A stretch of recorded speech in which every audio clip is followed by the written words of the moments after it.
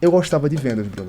Então, se eu gosto de vendas, eu estudo vendas naturalmente, é natural que eu saiba vender um pouquinho. Quando a gente começou, eu fui o primeiro vendedor da empresa. Meu formato de vender se tornou o padrão que os próximos closes iriam seguir. Essa é uma vantagem quando um dos sócios fundadores é vendedor. Você tem como treinar a galera. Para ser diferente, tem que fugir das regras do mercado. A pior coisa que pode fazer é começar pegando o que tá todo mundo fazendo hoje e querendo fazer igual. Eu e meus sócios aqui no PDS tem uma característica bem padrão, tá? Que a gente executou. Você aprendeu uma parada hoje, amanhã tá rodando. E essa adaptabilidade de ser capaz de aprender sempre coisas novas, botar pra testar, ver o que funciona, manter, o que não funciona, muda, é o que fez que a gente crescesse tanto. E uma das características que a gente tem da empresa hoje, vários canais de aquisição em paralelo. A gente roda muita coisa ao mesmo tempo, justamente porque a gente vai aprendendo coisa nova e plugando. Se der ROI, mantém. Não dá ROI, tira.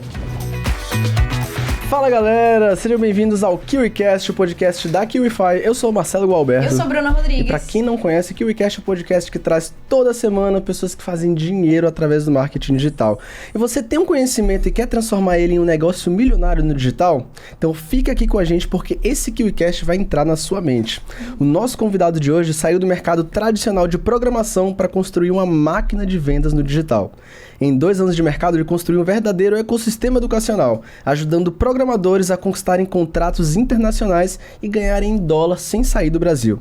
Já foram mais de 10 milhões de reais faturados e 1.000 alunos impactados com o seu método, o Programador de Sucesso. E ele está aqui hoje para compartilhar como ele estruturou um negócio escalável, quais estratégias usa para atrair clientes e converter vendas e o que realmente faz a diferença na construção de uma mentoria high ticket. Bruninha, senti poder, essa copy tá boa, hein, Bruninha? Tá demais. O cara tem background, hein? Muito. Vamos chamar? Bora lá, quem será? Quem será? Recebendo sua premiação de R$1 milhão faturados apenas aqui, o Wi-Fi, seja bem-vindo, Hugo Santos. Muito obrigado, Marcelo. Obrigado, Bruna. Prazer imenso estar aqui hoje. Obrigado aqui, Wi-Fi, pelo convite. Bora contar essa história, vamos conversar um pouquinho, trazer um pouco de valor pra galera, quem sabe inspirar alguém. Vamos lá? Show de bola, vamos com tudo. Inclusive, Hugo, muito resultado muito específico, pouco tempo de mercado, né? A gente às vezes vê história de pessoas que passaram meses ou até mesmo anos tentando destravar a primeira venda e em 2 anos de mercado, pum, 10 milhões de reais faturados. Muito louco. Mas antes da gente entender sobre a sua entrada no digital, voltando um pouco atrás, você já tinha uma carreira muito bem consolidada, né, dentro da programação. Como é que foi o seu processo para trilhar esse caminho, essa carreira nesse nicho? Claro, vamos lá. A motivação primeiro por trás, né? Por que eu decidi entrar na programação? Sempre fui aquele aluno bom de matemática, bom de ciências exatas. Na minha época de estudante era muito natural que você tivesse algumas escolhas ali na sua frente. Economia, engenharia e computação. Preferi focar naquela que tinha mais futuro na minha cabeça de adolescente, tá? Então eu acabei escolhendo programação por isso. Então trilhei uma carreira que hoje completo 16 anos de carreira dentro do mundo da programação. É uma carreira cheia de altos e baixos, como todas as carreiras que eu conheço. Tem um período ali, a primeira fase da minha carreira ela se passa no Brasil inteiramente. Então passei 5 anos dessa parte de 16 anos no Brasil. Depois eu saí fisicamente, morei 6 anos fora do Brasil, vamos contar essa história já já. E depois eu voltei pro Brasil, mas sempre trabalhando para fora do Brasil. Então eu morava no Brasil e faturava meus salários em dólar. Isso daqui foi a semente do que hoje é o Programador de Sucesso. É justamente isso que a gente ensina pra galera lá no PDS, é como eu consegui esses contratos em dólar, morando no Brasil. É uma carreira que eu participei pessoalmente, inicialmente feito para mim, muito pela motivação, como eu te falei, de altos e baixos. Então, durante a minha carreira de programador, teve uma fase na minha vida que eu estava querendo sair do Brasil e sair. Teve uma fase que eu queria voltar para o Brasil e eu não queria voltar para o mercado brasileiro. A insatisfação que eu tinha com o mercado brasileiro quando eu saí era só uma, tá? Basicamente era o salário. Eu ganhava pouco, queria ganhar mais e a ideia de morar fora por qualidade de vida fazia muito sentido. Chegou uma hora na minha carreira que lá fora a qualidade de vida não estava tão alta mais, pelo fator primordial que aconteceu na minha carreira, que foi o nascimento da minha filha mais velha. E eu queria voltar, mas não para os salários brasileiros. E ali eu comecei a criar um pouco de estratégia para mim, pessoalmente, para como conseguir acessar esses salários que fossem em dólar, mas que aceitasse que eu estivesse em qualquer lugar do mundo. No caso da gente aqui no Brasil. Que legal, cara. A gente tava conversando ali nos bastidores sobre como nós, o pessoal que tá por trás da operação do Hugo também, como a gente gosta de estudar atletas de alta performance, porque a gente encontra muitos padrões comportamentais que de certa forma justificam esse sucesso, né?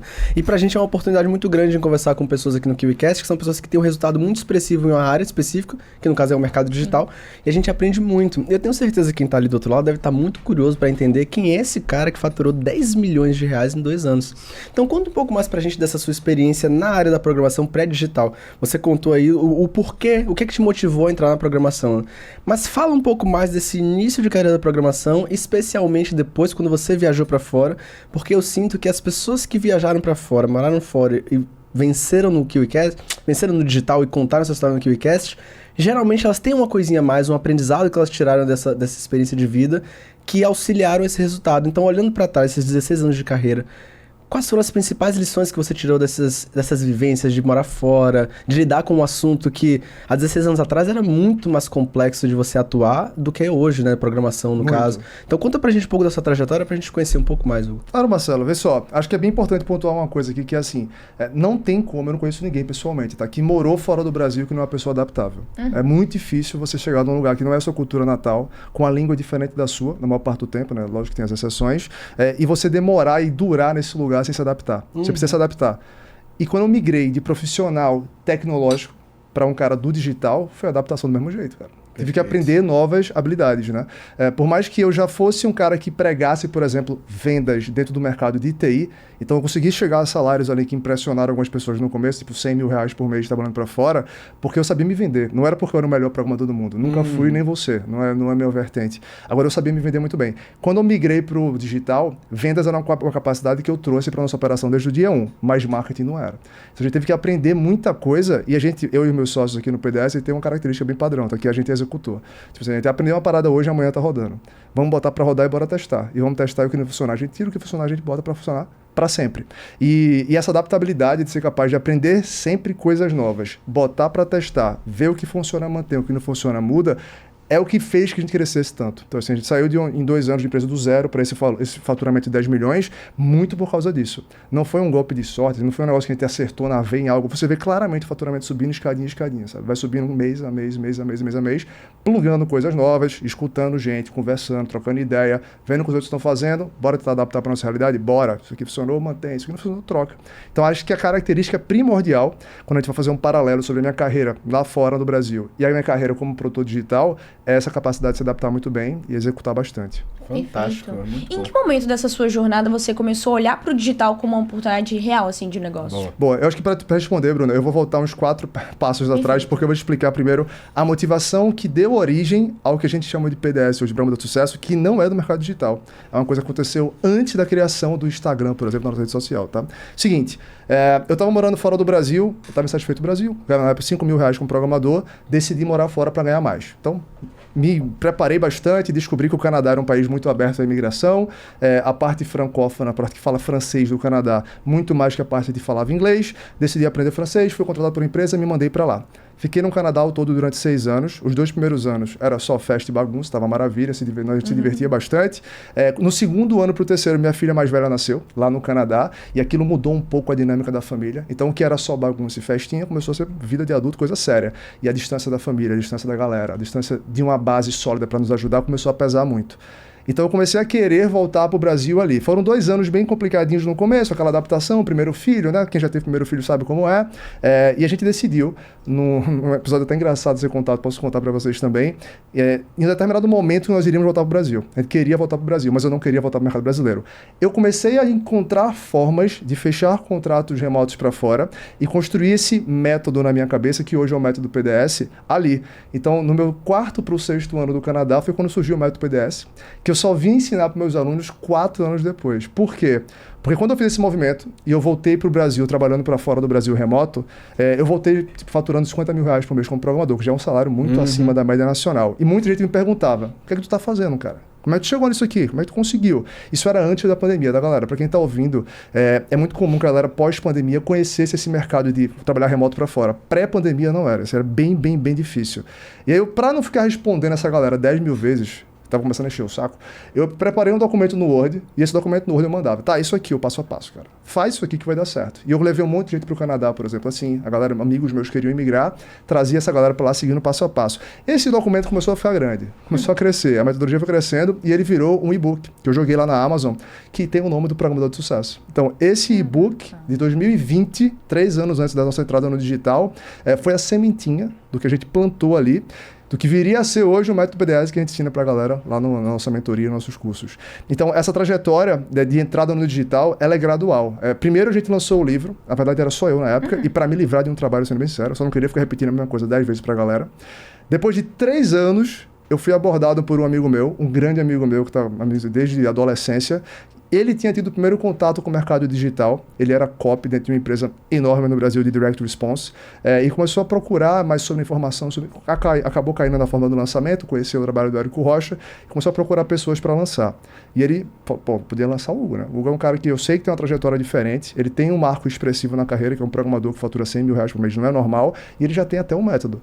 Ele veio conversar comigo, tentou me convencer, foi difícil porque eu não tinha tempo, trabalhava bastante nessa época, e ele mandou aquela boa e velha cópia, né? Tu não vai fazer nada, eu faço tudinho, tu fica só mostrando tua cara, baita de uma mentira, mas eu caí na cópia na época, e aí assim surgiu o Programador de Sucesso. A gente começou ali, lá em 2023, com um cursinho lá, vendendo um curso aqui, outro ali, só que a história que a gente conta, que é essa história de justamente o programador que chegou a R$100 mil por mês, é uma história muito impactante. Sim. Então, o boca a boca começou a espalhar muito rápido, a galera começou a falar muito sobre isso. Tem uma pitada a mais ali que nessa época eu trabalhava com clientes que são do mundo corporativo. Então, meus contratos para fora do Brasil eram todos do mundo corporativo. A galerinha da cabecinha branca, a galera mais velha.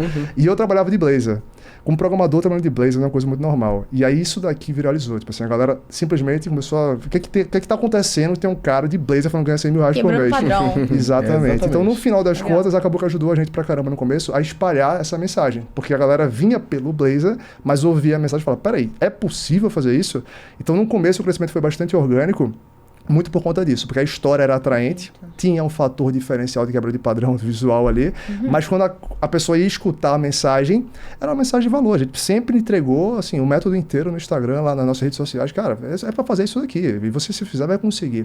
Eu ensinei vários amigos a fazer isso, né? Então antes de ter no marketing digital o PDS, eu fiz com amigos pessoais, assim, eu levei muita gente para o Canadá, amigos pessoais meus, e ia seguindo esse mesmo passo a passo. Antes de entrar no digital, tu já estava cheio de prova social. Exato. Incrível, a galera tava comprada.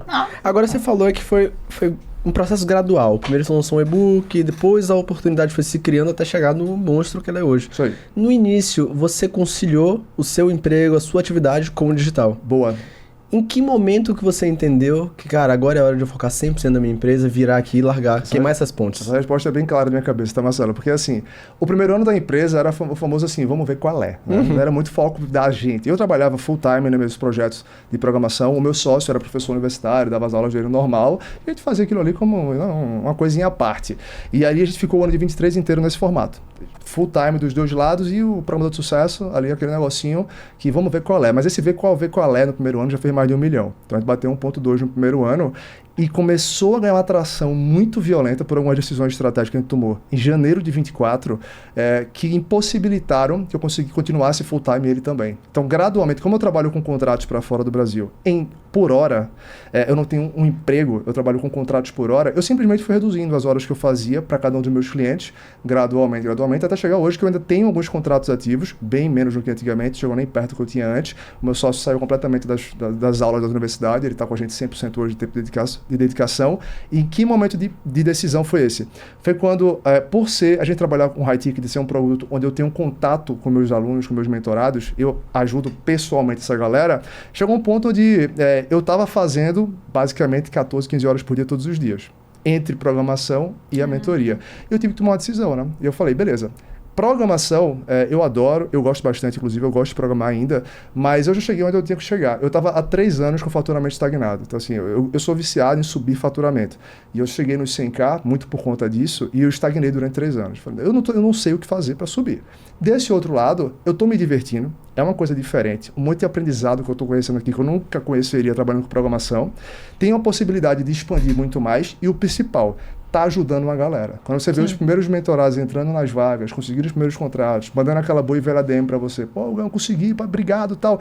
Isso me animou bastante. Então, eu fui reduzindo as minhas horas e aumentando as horas de dedicação ao PDS a partir desse momento, até que chegou a hora que, tipo assim, a empresa ganhou o corpo, assim, 35 funcionários, tal, gente para tocar o tempo inteiro, sei lá, mais de 1000 leads por mês, aquela operação complexa. Aí não tem muita escolha não, Marcelo. Tem que fazer, eu tenho que fazer. Então, assim, 8, 10 horas por dia no PDS, sem exceção. Caraca. Incrível essa jornada. E assim, conversando nos bastidores com você, ontem lá na hora que a gente tava voltando do aeroporto, você falou que você já teve experiências empreendendo no mundo físico. Como foi pra você, uma vez que você começou a se ver agora empreendedor digital? O que você percebe que mudou e o que você hoje, com a maturidade que você tem de mercado, você enxerga que te fez conseguir alavancar muito no digital e talvez não tanto ali no físico? Porque eu acho legal a gente tocar nesse ponto, porque às vezes a gente só vê o lado interessante, o lado positivo do empreendedorismo. Sim. A gente só fala às vezes muito do sucesso. Verdade. Mas até chegar no sucesso, tem às vezes os momentos ali de desafios, de inconstâncias que a gente encontra durante o caminho, pra depois, nossa, brilhei. Tô aqui ganhando 10 milhões pra mais. Então me conta essa parte. Bruno, eu posso te confirmar, absoluta certeza, que não seria tão rápido se eu não tivesse tido as outras empresas antes, tá? Se eu tivesse quebrado algumas empresas antes. Ok, Assim, a certeza absoluta eu posso te provar. Por quê? Quando minha filha nasceu e eu falei, eu quero ganhar mais, antes de decidir migrar para o digital, eu tentei algumas coisas. Como programador, a primeira coisa que você faz é o quê? Abrir um startup. Então, eu fui lá, abri um startup, todo o processo de startup normal, você analisa o mercado, vê uma necessidade, cria um produto para resolver aquilo ali, cria um MVP, dura um ano e pouco nisso, e aí você bota para rodar e descobre que você é incapaz de vender um centavo. Então, todo programador passa por isso. Cria um produto muito incrível, e na hora de vender não consegue. É a jornada normal de um programador que abre startup. E ali eu aprendi a primeira lição. A gente fechou a empresa e eu falei, nunca mais eu quebro uma empresa para não saber vender. Isso foi em 2016. E desde 2016 para cá, eu basicamente só estudo marketing e vendas. Muito antes do digital, eu já estava marketing e vendas, muito mais vendas que marketing, tá? E aí depois disso eu montei um negócio e falei, beleza, agora que eu entendi isso e eu aprendi um pouco mais a vender, eu quero montar um negócio que eu venda. Alguma coisa, só para ter contato com o cliente e saber como é que funciona o processo comercial de verdade. Eu fui lá e montei um restaurante de sushi. Exatamente isso, um restaurante de sushi lá no Canadá ainda. A gente montou um restaurante de sushi que deu certo. A gente foi lucrativo desde o primeiro mês. Eu só operei durante 5 meses e vendi o restaurante por um outro problema, e aí é estrutural da sociedade canadense, que é a falta de mão de obra. Não tem funcionário, basicamente. A gente tinha muita dificuldade com isso. Mas foi lucrativo, vendi com lucro, foi bem legal e experiência única, porque ali eu tinha uma experiência hands-on, mão na massa, de negócio. A gente tinha marketing, tinha fornecedor, tinha um departamento tributário, tinha fiscal, tinha financeiro, tudo normal. Então, eu sempre falo que ali foi meu MBA, assim, onde eu botei a mão na massa e aprendi o que é ser empreendedor. Aí, depois dali, voltando para o Brasil, quando eu fui iniciar no marketing digital, eu nunca entrei com a cabeça de entrar no marketing digital. Era uma empresa. Como qualquer empresa, ela tem 3 departamentos macros. Ela tem um departamento de marketing, que só tem um objetivo, é atrair uma pessoa que não nos conhece e tornar essa pessoa interessada em conhecer mais sobre a gente. Existe um segundo departamento, que é o comercial. Ele pega essa pessoa levemente interessada e faz essa pessoa virar cliente. Então, a pessoa ela adquire o nosso produto e vira cliente. O terceiro departamento é o produto. Ele pega esse cliente que entrou e ele deixa esse cliente feliz. Ele transforma o cliente, seja lá qual for a transformação. Desde o primeiro dia da empresa, a gente já tinha esses 3 departamentos estruturados. Então, assim, no começo era uma pessoa em cada, mas com as responsabilidades e obrigações todas divididas. Então, eu sempre toquei o comercial desde o primeiro dia, por exemplo. O meu sócio, que está comigo desde o começo, tocava o marketing, e a gente no começo não vendia nada, então não tinha que se preocupar com o produto, mas quando começou a criar uma base de cliente grande, trouxemos outro sócio para tocar produto. Então, hoje são 3 sócios, cada um departamento macro, cada um com sua responsabilidade. O marketing traz pessoas para nos conhecer, o comercial converte esses caras que estão curiosos em clientes, e o produto pega o cliente e oferece para ele a transformação. Que no nosso caso é conseguir um contrato para fora em dólar. Então essa maturidade empresarial, desde o dia 0, foi o que transformou, acho que, nosso crescimento num crescimento muito acima da média. Então, assim, muita empresa, por exemplo, demora, sei lá, 2, 3 anos para ter time comercial. A gente ia desde o primeiro dia. Já começou o time comercial, era um vendedor, mas era um comercial. E a gente foi escalando. Hoje, por exemplo, são 14 pessoas no comercial. Uma empresa com 2 anos de mercado. Então, acho que muita maturidade que eu trouxe das minhas falhas e do pequeno sucesso que eu tive no restaurante, eu trouxe para a nossa empresa de digital, e isso ajudou muito a gente a explodir. Lógico, tá, Bruno? Não é conversão 1 para 1. Você precisa aprender coisas novas. Existem coisas que são naturais do marketing digital que um restaurante de sushi não tem. Né? Fundo de aquisição, conversão, CTR, aquele monte de sigla que você tem que aprender. Aí isso daí a gente estudou. Mas a maturidade de saber que a gente vai tratar esse negócio como um negócio maturo desde o primeiro dia, isso ajudou bastante. Isso é muito legal. Isso é muito legal porque boa parte do mercado digital vê o digital como um negócio de criação de ofertas. Eu vou criar uma oferta aqui, vamos ver se ela vai funcionar, e ninguém entra com a mentalidade, eu tenho uma empresa que tem um canal de aquisição online. Então é uma mentalidade que muda tudo, né? Agora, você teve uma experiência tradicional no mercado como programador, que já fugia um pouco do padrão, não era um CLT, então você conseguia ter certo controle do seu trabalho. Depois você empreendeu com uma startup que tem um modelo extremamente veloz, depois você um negócio físico com restaurante, mexeu com vários pontos, né? Uma vez que você chegou no digital, quais foram os desafios que você encontrou? Sem dúvida alguma, a maior parte dos desafios iniciais estão no marketing, Marcelo, porque é muito diferente, né, a forma de você fazer a aquisição dentro do mercado digital versus o mundo real. Então, assim, cara, um restaurante, por exemplo, é ponto. Eu botei num ponto maravilhoso, O pessoal passava, era dentro de um supermercado dos maiores da cidade, o pessoal passava e comprava. Na internet não é assim. Na internet tu tem que atrair a atenção da galera de alguma forma, então tu tem que aprender a produzir conteúdo. Aí só dentro daqui tu já tem uns 48 temas, né? Tem que aprender o que é gancho, o que é copy, edição de vídeo, gancho visual, tudo que você precisa fazer para fazer uma coisa, que é atrair a atenção. Aí depois disso tem que aprender a rodar anúncios. Sim. Aí fazer a mesma coisa, tudo isso, copy, vídeo e tudo mais, para o criativo em si. Depois toda a parte de gestão de tráfego. E aí tu vai começar, é um assunto infinito, não acaba mais. Aí depois vai fazer um pitch, como é que faz um pitch, tudo pitch, a cópia do pitch, como é que você faz o tom de voz, equipamento para captação. É uma ciência completamente nova, né? Essa é a parte que eu falo assim, eu não sei se um dia vai parar meu aprendizado não. Tá? Essa é a parte disparada que a gente mais aprende na empresa, assim, sempre tentando coisa nova. Tanto é que uma das características que a gente tem da empresa hoje é vários canais de aquisição em paralelo. Assim, a gente não roda um canal principal Perfeito. e garante que esse canal vai resolver nosso dia. A gente roda muita coisa ao mesmo tempo, justamente porque a gente vai aprendendo coisa nova e plugando. Se der ROI, mantém. Não dá ROI, tira. Aprende. Bota. Se der ROI, tira. E a gente vai fazendo isso daí durante 2 anos, né? Então hoje a gente tem, acho que dentro da linha de receita, uns 6 ou 7 canais principais de aquisição que representam cada um deles pelo menos 15% da receita, sabe? Fantástico. Então assim, é bem diversificado. É bom, todo mundo sabe disso porque reduz risco, né? Sim. Que saúde, hein? Pensando foi muito inteligente. Não, que Incrível. saúde empresarial, Perfeito. muito bom, cara. Muito bom. Inclusive, hoje seu produto ele foi criado, como você trouxe aqui, baseado na sua experiência própria, né? Foi. Como programador. Onde você conseguiu ter sucesso nessa área. Mas acredito que nem sempre todo programador consegue alavancar assim, né? Nessa carreira. Então, o que você percebe hoje que existe de comum em algum perfil de um programador que talvez não consiga ter tanto sucesso? Cara, a tua pergunta foi no time legal. Porque vê que bacana. O que a gente ensina na mentoria PDS não tem relação nenhuma com linha de código. Ok. Eu não dou uma aula de código. Eu dou aula de marketing e vendas. Olha isso. Então, o programador quer ganhar mais, vamos lá, o que ele tem que fazer? Ele tem que ser visto e lembrado, marketing, e ele tem que saber converter esse lead, essa empresa interessada nele, em uma venda, em um contrato assinado. Então, a gente ensina muito para essa galera sobre como posicionar o seu LinkedIn e como usar o LinkedIn de forma inteligente, que é uma coisa que poucas fazem, para atrair a atenção e os olhares dos recrutadores. Eu falo muito de gringa, né? Eu não falo muito de Brasil, não é porque eu não gosto de falar, é porque eu não sei o mercado brasileiro, eu tô fora há 11 anos, então eu só falo do que eu sei, eu não sei como é que tá o mercado BR, eu falo da gringa. Então a gente ajuda com a parte de aquisição e de atração, então os olhares dos recrutadores vão chegar em você e vão olhar e vão falar, pô, interessante esse cara. Topa bater um papo? O marketing terminou, a partir de agora é vendas. E ali tu vai ser colocado à prova, normalmente em 3 etapas macros, tá, Bruno? Então, tu vai fazer uma entrevista de RH, praticamente qualquer pessoa que vai fazer uma entrevista de emprego fora de TI também passa por isso, a famosa entrevista de RH para filtrar inicialmente você. Depois uma entrevista técnica, que no nosso caso aí é programação, a entrevista técnica de programação, e depois uma call com o gestor, o cara que assina o cheque para ver se ele gosta de você. No caso de vocês aqui, o Arthur Ribas. Vai lá, entrevista vocês e vê, gosta de você ou não. Vamos assinar. São 3 pontos de contato geralmente e são 3 vendas. No final das contas, tu tá se vendendo para o RH, tu tá se vendendo para a prova técnica e tu tá se vendendo principalmente para o gestor. E o que a gente ensina para a galera é justamente isso, é enxergar esse processo como marketing e vendas. Então, atrair o olhar bastante, quanto mais lead, melhor, né? E depois aprender a converter para você ter uma opção no final do funil. Então, assim, se tu tem 3, 4 propostas na mesa, é muito mais fácil negociar do que tu ter uma e rezar para dar certo. Isso daqui, quando a gente fala de vendas, aí é quando a gente começa a ensinar realmente profundidade de venda. Mas para resumir para a galera, assim, venda basicamente é falar o que o lado quer ouvir, tá? Então, se a empresa... Vamos lá, a QIFI. A QIFI hoje está usando, não sei, tá? Vamos lá, está usando JavaScript. E eu sei JavaScript. Eu também sei outras coisas. Eu sei Java, por exemplo, que é outra linguagem. Na entrevista, eu vou falar de JavaScript, vou falar de Java. Eu vou falar do que eles querem ouvir. Eu vou falar de JavaScript. Agora, se o PDS está usando Java, quando eu vou para a entrevista do PDS, eu vou falar de Java. Eu não vou passar um segundo da minha entrevista falando sobre o outro lado, não quer ouvir. Por mais que eu adore, por mais que eu acho que é 10 mil vezes melhor do que vocês estão usando, não interessa. Eu fecho o contrato, boto no bolso e quando eu entrar lá, eu troco a tecnologia. Eu vou argumentar, vou botar apresentação, vou fazer pitch, vendas, para convencer vocês a trocarem.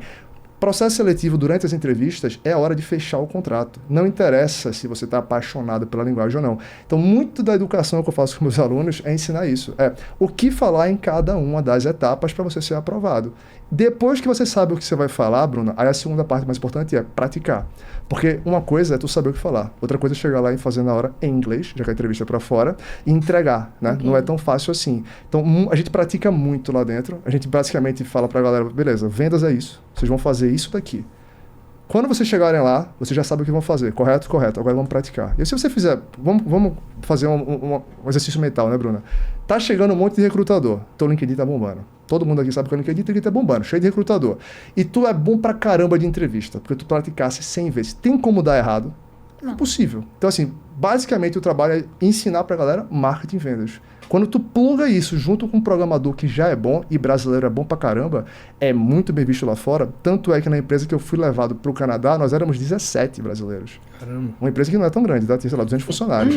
Porque eles adoram. A galera é muito boa tecnicamente e relativamente barato, né? Então, um programador brasileiro hoje, ganhando $6 mil, por exemplo, é um cara de graça. Porque esse mesmo cara, lá localmente nos Estados Unidos, é de 12 a 15 mil dólares. Então é uma puta economia pra eles. Enquanto que pra gente aqui, com o dólar nesse momento da gravação, né? Tá, sei lá... Mas, por exemplo, 6 mil inicial? Pra começar. Caraca. Eu cheguei a 20 mil bom. dólares, então dá pra subir bastante.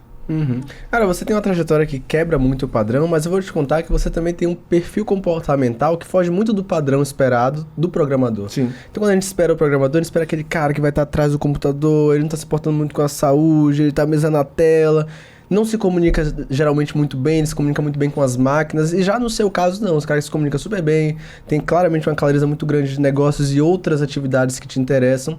E eu queria entender, falando agora da sua área especificamente, e da sua trajetória, como é que foi o seu processo como homem, né, Hugo, e como programador, de criar autoridade no mercado digital? Você sempre teve presente nas redes sociais, porque isso é muito distante. Zero. Até hoje, Bruninha, quantos programadores a gente entrevistou? Cara, eu vou te dizer, no máximo, que eu consiga lembrar uns 3. É, eu Máximo também, eu dos tinha máximos. 2 na cabeça. Ah. Porque é raríssimo a gente encontrar Sim. pessoas nessa vertente que se comunicam tão bem, têm tanta clareza e conseguem vender com tanta potência. Né? Só pra deixar bem claro, né, Marcelo? Não foi sempre assim, tá? Isso é aprendível legal dizer pra isso. 100% da galera. Fiz aula de oratória, estudei vendas, estou estudando inclusive até hoje, não paro. Vendas é o assunto que eu mais estudo na minha vida. Melhorei pra caramba. Se eu fosse sempre assim, eu não teria quebrado minha startup. E literalmente você vendeu 1 centavo, né? Nunca vendeu nenhum centavo na empresa porque eu não sabia. Então, o primeiro recado pra galera é: dá pra aprender. Tá?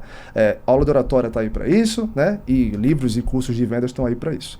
Segundo, como é que isso impactou na minha jornada, né? Como é que eu viveria essa autoridade? Eu sempre fui um cara meio low profile no Instagram. Meu Instagram pessoal é meio que abandonado, assim, não posto muita coisa não. Eu trato realmente como trabalho. A gente compartilhar conteúdo hoje no Instagram, no YouTube, no LinkedIn e no TikTok é trabalho. Faz parte do nosso trabalho, a gente precisa educar a galera, então é lá que a gente vai fazer. Mas não é algo natural não, tá? É algo forçado, assim, a gente precisa botar energia nisso. Então a gente tem um time hoje de linha editorial que está lá pensando temas interessantes e relevantes para a galera, e eles pegam as minhas metodologias que eu desenvolvi, já que isso tudo está na base de conhecimento da gente, e converte aquilo em conteúdo. Então a gente vai trazendo o conteúdo meu para os formatos das plataformas. Então, assim, a gente está hoje no Instagram bem forte, YouTube também. O LinkedIn começou esse ano em um formato completamente diferente, já que é texto, né, enquanto os outros são mais vídeo. O TikTok está começando também. Então, assim, a gente adapta muito o conteúdo da gente para lá. E isso daí foi gerando autoridade. Por quê? Porque essa é a impressão minha, tá, Marcelo? Porque a gente ensina o que eu sei, velho. Não tem muito a esconder. Ele não esconde. Tudo que eu tô falando para vocês aqui é o que a gente fala lá também. Então, assim, é marketing e vendas sim, galera. Hugo, eu não tô achando que é não. Então tá tudo bem. Mas no final das contas, é atrair a atenção dos recrutadores e fechar a venda. Paralelo a isso, como tu falaste da autoridade, eu vou falar de outra coisa, que me ajudou muito também, na hora que a gente começou a tomar essa decisão, o fato de eu ter tido 4 prêmios de MVP dentro da minha tecnologia, que é Most Valuable Professional, profissional mais valioso do mercado. Esse é um título que várias empresas do mundo usam, inclusive Microsoft é uma delas, que elas dão para alguns profissionais que se destacaram naquele mercado, no senso, não é técnico, tá? É no senso de compartilhamento com comunidade. Então eu sempre fui um cara que palestrei em eventos, sempre bloguei, gosto disso técnico, tá? E por que eu fazia isso? Porque eu sabia que pessoas com MVP ganhavam mais. Então, era totalmente intencional. Eu descobri isso através de uma coisa completamente aleatória. Um dia eu estava trabalhando lá no Canadá ainda, e um cara da empresa falou assim: Hugo, vai ter um evento aqui, né? Quer participar? Eu falei: cara, eu não vou, cara, eu tenho mais o que fazer e tal. E ele me chamou, insistiu, eu falei: beleza, vamos lá. Trombei com um cara que era MVP nessa época, e esse cara falou pra mim isso. Ele falou: Hugo, a galera ganha 2 a 3 vezes mais, velho, só porque é MVP. Como é que faz pra ficar um MVP? Então, me ensina aí. E ele me ensinou, a gente virou. Então, eu tinha uma autoridade dentro do meu nicho, muito pequeno, tá? Eu trabalho com uma tecnologia bem nichada, para quem tiver curioso aí, chama-se Sitecore, roda em cima de C# pra galera de tecnologia, eles vão entender. Mas dentro desse nicho eu tinha autoridade.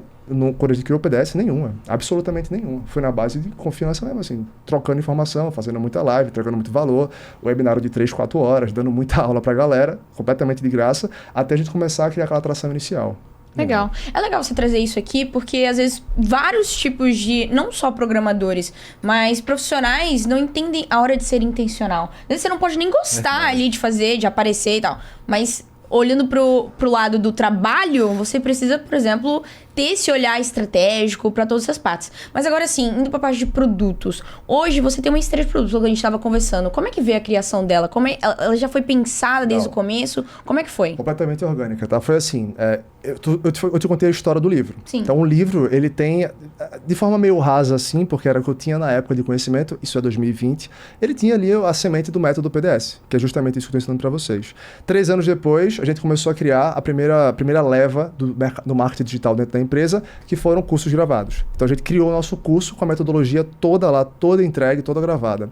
E a gente começou a lançar isso daí usando a forma do lançamento e começou a dar muito certo. A gente começou a ter muito sucesso, ROAS bom, trazendo dinheiro para dentro, até um determinado momento onde o ROAS começou a cair, que é natural nesse mercado, afinal você começa a escalar. O custo de aquisição de cliente vai subir, que é o custo que você paga para adquirir aquele cliente. E em paralelo a isso, eu comecei a perceber, e aí foi muito eu como expert mesmo, eu percebi que alguns alunos não precisavam do que fazer, eles precisavam de alguém fazer com eles. Então eles, beleza, eu entendi que eu tenho que praticar muita call de RH. Eu não consigo praticar sozinho. Aí a gente começou a sentir a necessidade de ter um outro produto onde todas as etapas do processo seletivo seriam praticadas. Então, a mentoria, que foi o segundo produto criado depois do curso, que a galera tira muita onda, chama HugoFlix, porque é muita aula, essa galera começou naturalmente a pedir. Aí, na metade do nosso primeiro ano de operação, eu rodei um projeto piloto. Tipo, eu, pessoalmente, fiz as vendas e eu falei, é um grupinho de 5 só, pra gente ver como é que vai ser isso, eu vou estruturar isso devagarzinho. Mas já começamos com aula de inglês, já começamos com simulados de RH, já começamos com simulados de live coding, já começamos com aula de oratória, inclusive com tudo isso, para essa galera começar a praticar o que precisava. Eles assistiam na HugoFlix o que é que eu tenho que falar na call de RH. E durante a semana, eles praticavam várias vezes. Então, são 7 reuniões semanais ao vivo toda semana pra galera, para eles praticarem toda semana. Então, tem aula de inglês, aí depois tem a sessão de LinkedIn, aí depois tem a sessão de prova técnica, aí depois tem a sessão de oratória, para ele praticar justamente a comunicação. Isso daqui começou a ser muito mais elogiado, inclusive, do que a HugoFlix em si, e a gente começou a escalar isso daqui devagarzinho, ainda com muito cuidado para não perder o controle. Existe o desafio natural, que é, beleza, aula de inglês, mas uma aula de inglês com 100 pessoas não vai funcionar, né? Como é que a gente fez? A gente fez a escala, então, a gente fez a escala vertical. Então, assim, são 3 aulas de inglês, beleza. Mas naquele horário terão 4 professores dando para turmas diferentes. Então, assim, hoje a gente tem uma grade de horário que é meio louca, assim. Acho que tem mais de 50 aulas na semana ao vivo, porque são várias turmas ao mesmo tempo rodando em diversos específicos segmentos, né? E aí, isso daqui foi naturalmente a segunda etapa. Então, a segunda etapa foi esse acompanhamento para a galera que não só queria o como, mas queria também fazer junto. Legal. Começou a ter as primeiras aprovações, Bruno. Então começou a galera a aprovar nas primeiras vagas na gringa, né? Essa galera começou a surgir. E a gente começou a crescer o número de aprovados. E essa galera tava, como eu te falei, ganhando 6, 7 mil dólares às vezes. Mas eles vinham falando, o Hugo ganhava 20. O que é que tá faltando para chegar nos 20? Eu falava, galera, o jogo para conseguir primeira vaga é o jogo de 20 é outro. Eu acabei de falar sobre isso agora, que é a autoridade construída dentro do teu nicho. É uma das coisas que você tem que construir para chegar no topo da carreira. Eu falei, mas esse tópico foge um pouquinho do que a gente discute na mentoria, porque a maior parte da galera ali não tá falando disso, eles estão buscando a primeira vaga. Bora criar um segundo grupo. Então a gente criou o nosso grupo de master, entre aspas, que a gente chama de PDS Elite. Lá só entra quem já trabalha para fora, e só entra quem está buscando 20 mil dólares. Então é a galera que já está lá fora, já está na gringa, ganhando bem, alguns deles 90 mil reais, mas está buscando um contrato único que somado ali 40 horas por semana deu os 20 mil dólares. Essa daqui é a transformação preterida por essa galera dentro desse último grupo. E por fim, aí depois disso tudo criado, isso aqui rolou a semana passada, tá, Bruna? A gente percebeu que além de todo esse acompanhamento de carreira, perceba que eu não estou falando nada técnico, é carreira. Sim. Existia sim um gap técnico em alguns mentorados. Algumas pessoas que entravam na mentoria, por mais que eu ensinasse todo o processo seletivo, praticasse com ela a exaustão, existia um gap técnico. Ela não estava pronta tecnicamente. Depois de tudo isso ainda, cara. Porque não era mais fala, é código. Okay. Aí chegou na hora da programação, que era uma coisa que eu nunca ataquei. Eu falei, beleza, vamos resolver isso também. Então a gente começou a estruturar nosso primeiro programa de pós-graduação, que vai ter o lançamento oficial muito em breve, daqui a pouco eu falo sobre isso. Mas dentro desse espectro de ofertas, essa é um pouquinho como se fosse paralela. Então assim, a gente vai criar um braço de pós-graduações. A primeira delas é simplesmente uma pós-graduação nas linguagens mais valorizadas lá fora e no Brasil. E como é que eu sei disso? 1000 mentorados. Então, como eu troco ideia, não é 1000 alunos, né? 1000 mentorados. Então, eu troco ideia com a galera, eu percebo claramente quem é aprovado muito mais rápido. Okay. Então, assim, existe um padrão dentro da galera que é aprovado em um mês de mentoria. O que essa galera sabe? É isso que eu quero ensinar na pós. Então, a gente vai montar a pós toda baseada nisso, e aí, para conseguir ensinar isso, que não é a minha linguagem, eu estou trazendo professores que são figurões no mercado, galera muito conhecida, muito grande. O primeiro deles é o professor Helder Moraes, para a galera de Java que já conhece, para ajudar com a parte técnica aqui dentro. Mas a galera da pós também vai aprender carreira. Então, a gente vai ensinar para essa galera também marketing, vendas e a parte técnica, só que como envolve parte técnica, aí a gente preferiu embalar isso daí no programa de pós-graduação, que além de tudo a gente ajuda o cara daí se ele precisar mostrar um papel no futuro. Legal, então só pra ver se eu entendi. No começo, o seu produto principal se tornou o seu produto de entrada, veio a Algoflix, aí veio o PDS Elite e a pós-graduação. É isso. A mentoria tá no meio hoje em dia e ainda é o carro-chefe da empresa. Tipo assim, a gente faz umas 80, 90 matrículas de mentoria por mês. E qual o ticket da mentoria hoje? A gente tem planos diversos, tá? Mas ele varia ali de 8 até 14 mil reais, dependendo de algumas opções. Me conta como é que foi esse processo de você estruturar uma mentoria high ticket e fazer as pessoas perceberem o valor da transformação que você está entregando. Porque hoje não é simples você fazer uma venda, por exemplo, de 10 mil reais. Não é qualquer pessoa que tem a bala na agulha para comprar. Eu acho que foram alguns fatores, tá, Marcelo? O primeiro deles era, a gente já estava nesse mercado há algum tempo e a Algoflix já existia. Então, assim, a gente já tinha os primeiros transformados e existia uma galera dentro da Algoflix pedindo. Tipo assim, eu queria ter acompanhamento. Então, as primeiras vendas foram internas. Isso ajudou bastante. Segundo, eu estruturei a entrega da mentoria simplesmente pensando no seguinte, o que é que eu gostaria de ter tido na minha época? Porque eu ralei, 2 anos para conseguir meu primeiro contrato remoto. A galera, consegue 2, 3 meses. Por quê? Porque tá tudo mastigadinho de acordo com o que eu gostaria de ter tido. Então essa foi a segunda parada. Eu queria muito ter tido tudo que eu botei. A aula de oratória que tu mencionasse, por exemplo, comunicação assertiva e tudo mais, eu fui descobrir que era importante muito depois de apanhar em várias entrevistas, cara. Comunicação, você vai receber o feedback no final, né? A sua comunicação deixou a desejar. Então, eu naturalmente tive que buscar. Então, eu não quero que a galera passe por isso. Eu já boto lá, tem que fazer, cara. É obrigatório. Você tem que se comunicar bem. Para quê? Para que você consiga passar o teu valor. Se tu vai entrar na empresa para resolver problemas técnicos, não adianta de nada tu ter isso daqui na cabeça e na hora da entrevista ficar gaguejando e não conseguir falar. O cara não vai... ele não tem como ter certeza que tu vai resolver. Então, essa entrega ela foi estruturada baseada no que eu gostaria e a dificuldade teórica de fazer essa venda não existiu tanto porque foi para a base. Essa primeira leva gerou os primeiros casos de sucesso que a gente alavancou para trazer a galera de fora. Perfeito. Muito natural, né? Muito. Que legal, cara. Que sensacional. E pensando de forma um pouco mais ampla, assim, na sua visão, porque, de fato, o que você tá me trazendo aqui, eu nunca ouvi pessoas, programadores, falando sobre contratações. É mais voltado à criação de software, ensinar a galera a fazer código, essas coisas nesse sentido. Agora, isso, pra mim, é muito subnichado, sabe? Mas pensando, assim, na sua visão, com todo o conhecimento que você tem sobre o digital, o que você percebe que um produto hoje, nesse mercado, ele precisa ter pra se diferenciar? Essa é uma boa pergunta, vou ter que pensar um segundinho, mas vamos lá, vamos discutir juntos. É legal. O que eu vejo hoje para se diferenciar, tá? Para ser diferente tem que ser, tu tem que fugir das regras do mercado. A pior coisa que pode fazer é começar pegando o que tá todo mundo fazendo hoje e querendo fazer igual. Não faz isso porque tu vai estar competindo com galera que já tem audiência, tu não tem, e eles têm conhecimento de funil de aquisição, né? Tipo assim, copy, edição, eles sabem o que é que tá, e tu não sabe ainda. Então essa foi uma parada que a gente não sofreu, porque eu não fiz. Não existia mentorias de carreira pra gringa e eu não fiquei tentando entrar onde já existiam muitas, que eram técnicas. Então assim, quando a gente montou, eu falei, eu não vou dar aula técnica, e não é porque eu não queira, porque já tem muitas ofertas boas. Para que eu vou entrar num negócio cheio de oferta boa para ser só mais um e quebrar a cabeça durante sei lá quantos anos para talvez dar certo? Bora entrar numa área que não seja explorada ainda. Outra dica que eu podia dar, tá, Bruna? No começo, é muito fácil para a galera que está entrando no digital hoje querer se colocar dentro de caixinhas. Então, assim, eu vou pegar esse template, seja lá qual for o template, tá? A forma do lançamento é só um deles, mas existem vários. High ticket é outro template, ação estratégica é outro template. E vou fazer isso daqui ao pé da letra e tratar isso daqui como se fosse uma lei. Não se pode... Cara, não faz isso. Cada nicho tem sua particularidade e cada expert tem a sua particularidade. Tem cara que é bom de palco, tem cara que não é.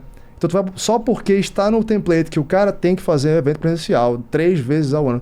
Porque se o cara é ruim de palco, não faz, pô. Bota ele pra fazer um webinário, ou não bota, roda um webinário gravado, ou não roda, bota o time comercial para rodar, entrando com lead de inbound. Depende muito. O que tu pode fazer de melhor é conhecer as opções, tá? Então, assim, conhecer como é que funciona a captação de leads. Captação de leads, pra galera que não conhece tanto assim, não é tão complicado. O como, tá? Desculpa, o que, é mais difícil é o como. Como assim, galera? Vê só. Tu pode ter lead que vem até você, Queria saber mais sobre o seu produto. Esse lead é o lead de inbound, tá? Ele está entrando no teu pipeline. E tem o lead de outbound. Eu pego o meu telefone, ligo pro Marcelo. Marcelo, tá com tempo para conversar? Cara, tem um negócio bom para tu aqui, cara. É um curso para tu melhorar como host de podcast, por exemplo. Esse é o outbound. Basicamente se resume a isso, tá? Dentro do inbound, tu tem diversos tipos de inbound. É claro, tem um formulário na tua bio. É um inbound, né? Tu pode rodar ali... sessões gratuitas de análise de carreira é outro inbound, a galera vai aplicar para conseguir falar com você. Tu pode, por exemplo, rodar um vídeo orgânico no YouTube, que é muito bom e vai viralizar, e no meio do orgânico meter um CTA. Galera, então liga aqui embaixo, quem gostou, clica aqui embaixo. São várias fontes de inbound, mas no final é tudo inbound. Quem está aqui atrás da cortina, que é o teu time comercial, vai tratar aquele cara como inbound. Já no outbound, aí é outra história. Tu vai ter que ter uma lista de alguma forma para tu conseguir contactar aqueles caras, e aí tu pode... construir a tua lista, tu pode comprar listas, assim que funciona. E tu vai ter que ser muito mais persuasivo. Por isso que eu considero o outbound o pior método para quem está começando. Porque se tu não é bom de copy ainda, é muito difícil tu atrair a atenção de um cara muito frio. E outbound é um cara extremamente frio. O Marcelo não está esperando uma ligação. Né? Ele provavelmente vai desligar na minha cara. Eu teria que falar com ele de uma forma completamente persuasiva. E quem está começando geralmente não é. Então eu sempre falo para a galera, foca mais no inbound no começo e foca no beabá. E o beabá basicamente é fazer o quê? É rodar anúncio que vai trazer para você o lead. Lembrando sempre da particularidade do nicho. Outra dica muito boa, tu vai rodar criativo em determinado momento. Né? Tu vai fazer captação de lead, alguma coisa vai captar, seja para lançamento, seja para perpétuo. Cuidado sempre com o formato, tá? Formato, hoje em dia, de anúncio, é uma das coisas mais importantes para se preocupar. Então a gente errou muito no começo porque a gente fazia aquele formato engessadão, tá? Você aí que está em casa, quer falar comigo... Cara, no nosso nicho não vinga, tá? Tem nicho que funciona. No nosso nicho, por exemplo, a gente testou diversos formatos mais despojados funcionam muito melhor. Porque a galera do digital, a galera de tecnologia dentro das redes sociais, eles estão acostumados a esse tipo de conteúdo. Eles não estão acostumados com coach. Então, assim, aquele cara que fala sério, formal, olhando para a câmera, com postura ereta, não conecta. Tem outros nichos que não, tá? Talvez desenvolvimento pessoal seja um nicho que eu não sei, tá? Eu não conheço. Talvez seja um nicho que conecta. Então, pensa sempre na tua linha de captação de lead primeiro. Dentro das opções, escolhe a que tu vai testar primeiro, mas cuidado com o formato, tá? Não copia e cola uma pessoa que está dando muito certo em outro formato, e não copia e cola a pessoa que está dando certo no teu nicho, mas ele está fazendo isso hoje. Talvez para crescer ele fez outra coisa. E o cara, quando já é gigante, ele pode fazer qualquer coisa. Literalmente qualquer coisa a galera vai aplicar, porque a galera aplica por ele, não é pelo formato. Tu tá começando agora, cara. Tu tem que chamar a atenção. Então, isso daqui eu acho que seria o primeiro passo, tá, Bruna? Quer começar no digital, pensa primeiro nisso. Vou te falar, eu acho isso aqui muito mais complexo do que o restante. Assim. Treinamento de time comercial, estruturação de time comercial e produtificação não é a parte mais difícil. A parte mais difícil está realmente na atração inicial, porque quando tá começando, tu não é ninguém. Ninguém te conhece. Então, assim, tu vai ter que furar aquela barreira inicial com o cara daquele lead do outro lado, gerando confiança. Como é que faz isso, né? Basicamente, com gatilho de autoridade e gerando valor. Se tu puder gerar valor pro cara dentro do criativo, ele vai confiar mais em você do que for só um CTA. Tá em casa fazendo nada, quer aplicar aqui embaixo, aplica. Ninguém vai aplicar. Dá uma dica pro cara, agora depois falar. Agora, se quer alguma coisa a mais, aplica aqui embaixo. Legal. Que legal. Olha, que aula, hein? Ouro, hein? Isso aqui serve pra qualquer tipo de nicho, qualquer pessoa que estiver atenta, pegando aí uma caneta e um papel. Muito Pô, bom, brilhou. muito bom. Ainda falando sobre produto, deu pra perceber na sua comunicação que você se importa muito com a entrega. Muito. Até ali no almoço, né, surgiu o nome de especialistas em trilhas de aprendizagem, como foi o caso do Paulo Lepore, que até já teve um episódio com a gente falando sobre isso. E aí, eu queria perguntar pra você a título de resultado. Por exemplo, a mentoria, ela surgiu como reflexo de resultado do produto de entrada. E o próximo produto surgiu como reflexo da... É uma escada perfeita, é uma escada clara, assim, não há dúvidas. Como é que você faz para garantir, ou pelo menos quase dar uma garantia de resultado para a galera que compra tanto um produto de entrada e tem um objetivo específico, quanto a mentoria, que já tem uma expectativa diferente e aí talvez até mais complexo de entregar? Boa. Eu vou falar o que eu fiz e que eu acho que a dica que eu vou dar pra galera é a mesma, tá? Eu aconselho a galera a fazer o que eu fiz. Legal. A primeira coisa é só ensine o que você faz. Não ensine o que você não faz. A galera não é burra e a galera vai perceber, tá? Então, assim, tem muita gente querendo ensinar algo simplesmente porque achou que o nicho é ótimo. Ah, esse nicho aqui é maravilhoso, eu vou entrar nele. Mas, cara, tu vai entrar no nicho financeiro e tu não é bom de finanças. Né? Não vai funcionar. A galera vai pegar isso, vai descobrir. Na primeira entrega, tá? Não é na segunda, não. A primeira aula que tu for dar, a galera vai perceber que tu não é bom e vai churnar. E tu vai tomar churn, que é quando o cara deixa de participar do teu programa e rapidinho teu nome vai se queimar. É assim que funciona. Então, cuidado. Dá aula sobre o que tu entende, primeira coisa. E essa jornada eu passei, né? A jornada de programador para ganhar lá fora, ganhar bem em dólar, tudo isso eu passei. E a segunda parte é profissionalismo dentro da entrega. Como assim? Cara, é NPS. Pra quem não sabe, né, é um número que internamente nas empresas, que várias empresas usam para garantir o quão aquela pessoa que é tua cliente hoje estaria disposta a indicar o teu produto para outra pessoa. Perfeito. Basicamente é isso. Então, se ela está gostando muito, ela vai indicar para outra pessoa. Se ela não está gostando, ela vai se tornar uma detratora. Ela não vai mais indicar. E você tem que fazer esse tipo de acompanhamento para quê?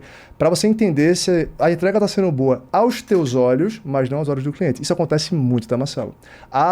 Minha entrega é maravilhosa, a galera adora. Então, como é que tu sabe? Eu sinto isso nas nossas conversas. Na tua conversa como mentor do teu aluno na tua frente, ele pode estar sorrindo e adorando. Quando ele desliga e vai lá no privado com os outros alunos, é um xingamento completo. Então, cuidado, NPS anônimo, manda isso daí para o teu time de produto rodar. Observa não só o número, mas sim as tendências, que são super importantes. Meu NPS está ótimo, está acima de 80, mas já foi 95, então cuidado, está caindo. Antes que exploda, resolva. E aí, no nosso caso, como a gente tem muitas sessões em paralelo, são vários tipos de professores ao mesmo tempo, é rodar NPS individual, tá? Para cada tipo de sessão. Perfeito. Porque a gente pode estar com entrega boa, mas tem um professor ali performando abaixo do normal. A gente resolve. Você puxa a orelha ou troca, tá? Então, se manter um NPS acima de 90, que é o que eu gosto, por exemplo, é muito difícil que a entrega esteja ruim. Então, se NPS acima de 90 é muito sólido. E se você continua observando isso aqui sempre, a consequência, que no meu caso são as aprovações na gringa, né? Que a consequência é natural. Se a galera tá achando que tá boa a mentoria, é porque eles estão tendo resultado, não estão gostando da aula, tá? Estão tendo resultado nas entrevistas. Porque ninguém gosta de ter aula, isso que é verdade. Vou ser sincero aqui, né? Ninguém gosta de ir pra aula, assim. Pô, quem gosta, adorava ir pra uma aula, é muito difícil. A galera gosta de resultado. Se a aula trouxer resultado, show. Eu vou pra aula feliz da vida. Agora, ir pra aula só pra ir pra aula, porque eu acho o professor simpático, dificilmente o cara vai fazer. Principalmente que eu tô falando de adulto, né? Pessoa ocupada, com filho, com família pra cuidar, trabalho. Os caras, meus alunos todos trabalham, 2, 3 empregos às vezes. Então, assim, toma cuidado com a entrega, ensina o que tu faz e olha o NPS. Se começar a ter tendência de queda, resolve logo, porque depois que explode é muito difícil de resolver. O nome, branding, marca, né, é talvez a coisa mais importante que a galera não presta tanta atenção assim. E boca a boca funciona para positivo, funciona para negativo, tá? O negativo, inclusive, espalha muito mais rápido. Então fiquem ligados nisso. É verdade. E agora sim, indo para uma parte onde você comentou muito desde o começo do podcast, que é sobre marketing e vendas, eu queria entrar nessa parte de vendas. Você trouxe aqui anteriormente um pouco sobre como funciona ali, que talvez esteja dentro da sua operação a parte de closer. Mas quais outras estratégias você usa também para conseguir vender todos os seus produtos? Tá. Essa parte daí eu acho que é uma coisa que eu tenho uma vantagem competitiva. Eu não vou nem falar pra galera que tem uma dica. É o que eu fiz e é bem difícil que a galera possa reproduzir isso se eles não tiverem o que eu tinha no começo, tá? Que é o quê? Eu gostava de vendas, Bruno. Então, se eu gosto de vendas, eu estudo vendas naturalmente, é natural que eu saiba vender um pouquinho. Sim. Então, quando a gente começou, eu fui o primeiro vendedor da empresa. Então, eu vendia e meu formato de vender se tornou o padrão que os próximos closers iriam seguir. Então, essa é uma vantagem quando um dos sócios fundadores é vendedor. Você tem como treinar a galera. É muito diferente da galera que não tem veia comercial, entra no digital, quer montar o time comercial e chama uma operação externa para treinar teus closes. É complicado. Essa galera não conhece teu produto como tu conhece, essa galera não conhece a audiência como tu conhece. Dá para fazer? Dá, mas é bem mais complicado, tá? Então, no meu caso, a operação comercial ela começou assim. Depois que eu estava vendendo as primeiras 5 mentorias e eu consegui entender um método que funcionava muito bem, scriptado e tudo gravado, aí eu comecei a trazer os closers e falava para eles, cara, vocês vão treinar primeiro no produto. É super importante que o closer seja um dos maiores experts no produto do mundo. Então, meus vendedores todos, eles sabem de carreira gringa mais do que quase qualquer programador no Brasil. Tem gente que faz a call gratuita com meus closers, isso é real, tá? Aplica as dicas e consegue a vaga na gringa sem entrar na mentoria. Isso é real. Tem um caso bem típico, todo mundo conhece lá na mentoria, que é o Daniel Costa. Ele fez isso, conseguiu um contrato de $10 mil, mas não teve problema nenhum não, porque depois ele voltou, falou, pô, você viu uma dica de graça, tava tão boa assim, eu vou entrar então no Elite. Ele entrou no Elite direto e subiu. Então valeu a pena. Mas assim, isso é muito importante. O close, hoje em dia no digital, a galera fala muito sobre, até táticas de venda. Cara, o mais importante é entender o produto. Se ele entender o produto e confiar no produto, que é super importante também, que o vendedor que não confia no produto não vende, tá? É muito mais fácil vender, porque ele vai estar, de fato, ajudando um cara na call. Então, a call de sessão estratégica, ela vira, de fato, uma call de sessão estratégica, não é uma call de vendas, onde basicamente tu tá ali usando alguns ganchos e gatilhos baratos de vendas para vender. Se a mentoria funciona, no caso de qualquer pessoa que está escutando, tá? A mentoria funciona. O cara entende como funciona a mentoria e ele também confia, a venda é consequência. Ele vai vender porque é o certo para outro cara. O outro lado tem um cara que quer aumentar o salário fazendo qualquer coisa que seja, sei lá, renda extra. E tu tem um produto que resolve esse problema. é errado deixar o cara sair sem comprar. Então começa a se tornar um jogo contrário. É tipo assim, é muito errado pro close deixar o cara sair sem comprar, porque é bom pra tu, não pra ele. Se o close chega nesse ponto de maturidade, aí o teu trabalho tá feito. Com os closers já foi. Aí o trabalho começa a ser outro, tá? O trabalho começa de pré-venda, né? Então assim, treinamento de SDR, depois plugar social sellers, então plugar gente que vai tentar te ajudar a vender através das redes sociais. Aí é uma outra ciência, mas assim, o grande gap da galera realmente é do lado de vendas, pessoas com conversões bem baixas, que geralmente elas estão associadas à falta de confiança no produto e falta de conhecimento no produto. Inclusive, se eu pudesse tirar um ouro dos vários que o Hugo soltou aqui, se você tem um vendedor que ele entende, confia no produto e ele entende para quem ele está vendendo, o porquê aquela pessoa está ali, quais são as objeções e o que é que motiva aquela pessoa a tomar aquela decisão, é muito improvável que a venda não aconteça. Então, esse é o caminho do treinamento de vendas, é você fazer o cara ficar muito especialista no seu produto, que ele confie, claro, no seu produto, porque se ele não confiar, o cliente vai sentir, e que ele venda para o cliente, porque tem cliente que ele está comprando aquele produto por um objetivo, já outra por outro objetivo. O final é o mesmo, mas não adianta você falar somente do seu produto sem entender o que é que o seu cliente realmente quer ouvir, que é aquilo que você ensina pra galera. O que é que o seu contratante quer ouvir? Ele não quer ouvir você falando de Java se você quer aprender outro tipo de programação, e a mesma coisa serve para cá. Abrindo um pouco as suas estratégias, como é que funcionam os lançamentos dentro da organização de vocês? Boa, porque praticamente não tem. Vamos lá. A gente começou lá atrás, quando a gente fazia a venda de Google Flix somente, era no formato de lançamento, a gente deve ter rodado uns 4 ou 5 lançamentos. Primeiros com ROAS absurdo, que é normal, depois começa a estabilizar. E ali, naquela transição de Google Flix para a mentoria, a gente tomou uma decisão estratégica de parar de fazer lançamento pela natureza da coisa, tá? Um lançamento é um pico de venda gigantesco, né? E a mentoria envolve trabalho humano. Então, não é só dar acesso a um curso e acabou. Existe um onboarding, existe o plano de ação, que é individual para cada mentorado. Depois existe isso daí distribuído em todas as turmas que a gente vai ter ali semanalmente e tal. Eu não consigo fazer um pico de venda disso daqui e entregar com qualidade. Então a gente optou pelo perpétuo nessa época de mentoria por isso. Então, durante muito tempo na empresa, a gente rodava ali perpétuo, normal, para mentoria principalmente, e fazia alguns pequenos picos de vendas, não com lançamento em si, então não com 4 CPLs e tudo mais, basicamente usando webinários. Tá? Então a gente fazia muita alternância de webinário, aula mesmo de valor, de novo, galera, se for copiar, pelo amor de Deus, com o valor, não é para fazer um pitch, não. Eu dava uma aula de 3 horas gritando aqui no gogó, e aí no finalzinho tinha um pitch. Pô, depois de 3 horas de valor entregue, algumas pessoas queriam entrar. E o pitch era muito natural, assim. Se você gostou disso aqui tudo e quiser entrar, tá aqui, condição especial para você e acabou. Então, fazer alternância de webinário pago e webinário gratuito, audiências completamente diferentes, topo de funil, fundo de funil. E agora, Marcelo, para te responder, para pós-graduação, como a pós-graduação é uma entrega completamente diferente da mentoria, é uma entrega completamente assíncrona, para ela a gente vai começar a rodar lançamento de novo, mas a gente começou a estruturar agora, então para te responder bem transparentemente, a gente não tem usado tanto assim lançamento, é muito forte no perpétuo, mas muito forte, mas iremos usar assim a partir de agora. Legal. E trazendo de novo para o seu público, ele é um tanto quanto peculiar. Que tipo de objeção esse seu público traz para você? A galera é muito analítica, né, Bruna? É normal, eu também sou, então é muito fácil entender, assim, é a galera racional. Não vai ganhar na base da força, tá? Se a venda não sair na base de dados objetivos e concretos, não vai sair a venda. Então, assim, como eu já sabia disso, por isso eu te falei aquela hora. Os vendedores foram treinados em metodologia de vendas que eu faço, porque eu conheço meu cliente. Sim. E a gente basicamente fecha a venda em cima de número. Então, assim, cara, o cara tá ganhando R$8.000. Tá? E ele tá ganhando com isso daí, com 6 anos de experiência. E ele pode ganhar R$25.000 daqui a 3 meses, simplesmente fazendo o que ele faz no Brasil para uma empresa de fora. Faz sentido ou não faz? Faz. Beleza. Por que tu não tá lá hoje? Porque eu não sei o que fazer, ou porque eu sei o que fazer e não tô fazendo, porque não tem que fazer comigo. Aí o teu trabalho é mostrar, cara, que é assim que faz. Conta básica. Exatamente, é assim que faz, e é aqui que eu vou te acompanhar. E isso daqui vai custar, talvez, 1/3 do teu salário do primeiro mês na gringa. Se fizer sentido pra você, tá ótimo, senão não faz. E como é lógico e faz sentido, então o cara acaba entrando. Perfeito.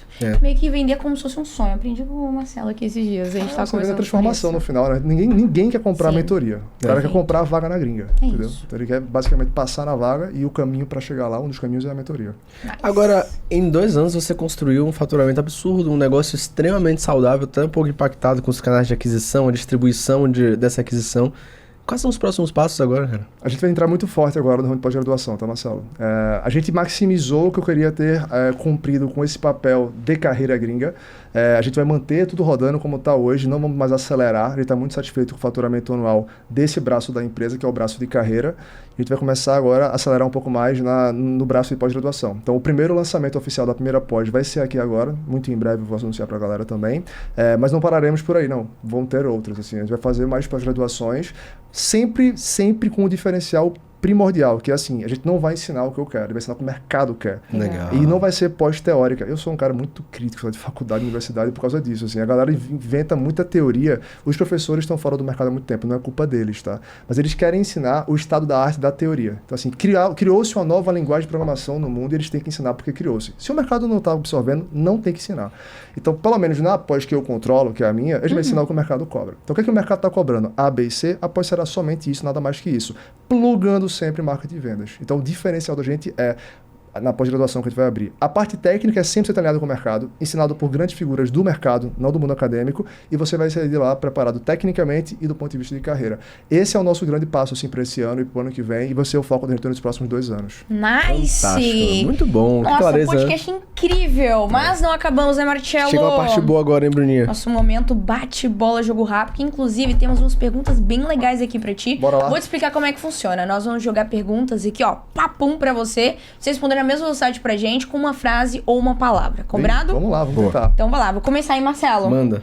Uma habilidade essencial para escalar um negócio no digital. Tá, boa, copyright. Uma coisa que todo especialista deveria aprender antes de vender no digital. Vendas. O que programadores precisam entender sobre marketing? Talvez a coisa mais importante da história. Uma estratégia que fez suas vendas escalarem. Entregar valor.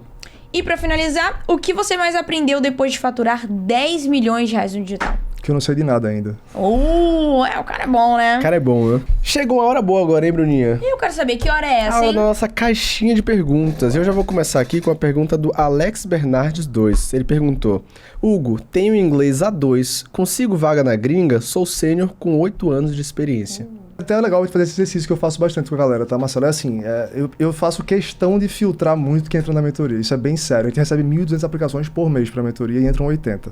E por que eu faço isso?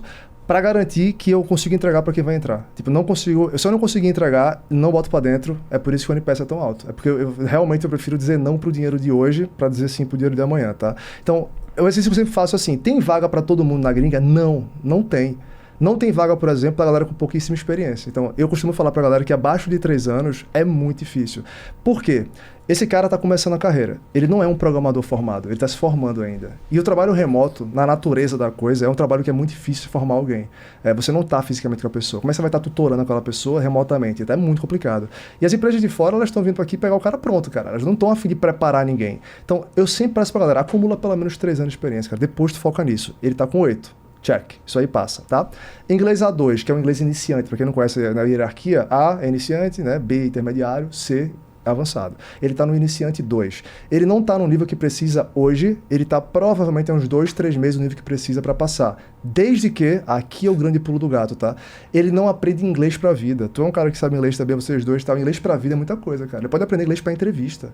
Foi o que eu fiz. Em 7 meses, né? Lá em 2013, eu decidi que eu ia para o Canadá, para o Quebec. Eu não sabia contar até 10 em francês, tá? Em 7 meses, eu saí de não contar até 10 para ser aprovado na entrevista com C1, avançado. Por quê? Porque eu só estudei entrevista. Eu não conseguia comprar um pão na padaria. Mas entrevista eu dominava. E é isso que a gente ensina na mentoria pra galera. Vocês vão ter aula de inglês, de entrevista. Então, um cara que tá com A2, 2, 3 meses ele tá no B2 tranquilo, que é o que precisa pra passar, na entrevista. Se eu jogar ele no meio de Nova York, ele não volta pra casa. Mas a entrevista ele passa. Boa. Fantástico. Só comprar o PDS, não é mesmo? Ó, o @sfabinho_Antônio. Qual é a sua dica pra mim que estou começando hoje no digital do zero? Se você está começando do zero, eu tenho uma dica que vai completamente contra o que eu fiz, tá? Que é, se você não tem audiência construída ainda, cara, eu sou um pouco contra começar a lançar assim completamente do nada, tá? Existem formas melhores de você conseguir construir funis. Hoje eu acredito é muito isso. Basicamente, você criar funis que não dependam da sua persona para convencer alguém. Como é que faz isso, Bruna? Quanto mais caro o produto, mais difícil a venda. Quanto mais caro o produto, mais conhecido tem que ser aquela persona. Então, por isso que pessoas muito grandes no mercado conseguem vender qualquer produto por 3, 4 mil reais, enquanto quem está começando rala para conseguir vender um de 1.000, certo? Se o cara é desconhecido, ele está começando agora, ele vai vender um produto mais barato. Então, o que eu indico para a galera é começa com um funil perpétuo, não de lançamento, de produtinho barato. E aqui a habilidade vai ser muito pautada em cima de copy e gestão de tráfego, tá? Então, anúncios que sejam atraentes, que levem você para uma página de vendas. Na página de vendas, você mete um VSL bem feito, copy na veia, que vai convencer aquele cara de que tem um problemão, existe a solução para isso, a tua solução é a melhor e custa apenas, sei lá, R$ 27,90. Porque não é para ganhar dinheiro, é para botar o cara na esteira. E ele vai assistir uma puta de uma aula de sei lá quantas horas sobre aquele tema se ele comprar, e naquela aula, muito mais confiante, depois de ter aberto a carteira, que é muito mais fácil fazer a segunda venda que a primeira, depois de ter visto 2, 3 horas de conteúdo, ele vai tomar o pitch para o teu upsell, seja lá quanto for, tá 497, 997, não interessa, é mais a ideia da coisa. Ali ele vai estar pronto para tomar esse pitch. Erro da galera que eu vejo é: captura lead pra caramba, faz um lançamento, oferece o produto 997. Aquela galera não te conhece, não confia em você, a tua conversão vai ser de 0.8, 0.5, e aí o formato está errado. Não, no formato não está errado, é porque você não tem audiência quente nenhuma. E lançar para público frio 100%, aí é minha humildade, sei lá, eu não sei de nada, tá? Eu acho uma loucura. É muito difícil convencer a galera do mercado digital hoje. Por quê? Porque o mercado está sofisticado, a grau de sofisticação do mercado subiu. Todo mundo já sabe o que é o lançamento, todo mundo sabe que o webinário gratuito é um pitch de vendas. Se você vai ficar chamando para o que todo mundo está fazendo, o cara vai entrar lá frameado, né, com frame de vou tomar um pitch, eu não te conheço, eu não confio em tu, a tua aula não foi boa e tu vem com um produto caro para mim, eu não vou comprar. Agora, se tu é mais ou menos, tu não é tão ruim assim não, tu comunicou legalzinho e teu produto custa R$27, pô, vou ver qual é, não custa nada, vou pagar aqui e tal. Aí ele entra no teu funil, fica muito mais fácil começar. Respondi? Nossa, perfeito, aulas. Essa estratégia pode botar 6 dígitos no seu bolso para você aplicar de verdade. Boa. Para finalizar a caixinha de perguntas, a pergunta da Lilo Pamela 16. Como eu faço para iniciar nesse ramo? Programação, imagino. Boa pergunta também. Eu sou um cara que prego também que a galera não faça o que eu fiz, eu acho que eu fiz um caminho muito complicado, tá? Hoje eu ensino pra galera que tá começando do zero, colegas, né, pessoas, eu não tenho um produto sobre isso. Eu começaria com uma linguagem fácil de aprender e mercadológica, que tem mercado. A minha linguagem que eu aprendi primeiro não foi fácil, tá? É bem complicada.